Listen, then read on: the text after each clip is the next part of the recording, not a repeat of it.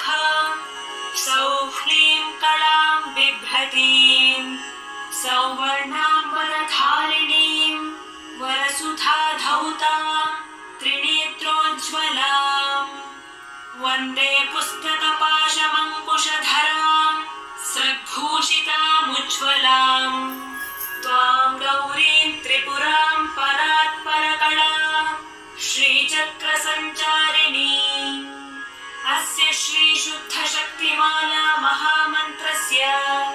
उपस्थेन्द्रियाधिष्ठायी वरुणादित्य ऋषिः दैवी गायत्री छन्दः सात्विक ककार भट्टारकपीठस्थित कामेश्वराङ्कनिलया महाकामेश्वरी श्रीललिता भट्टारिका देवता ऐं बीजं क्लीं शक्तिः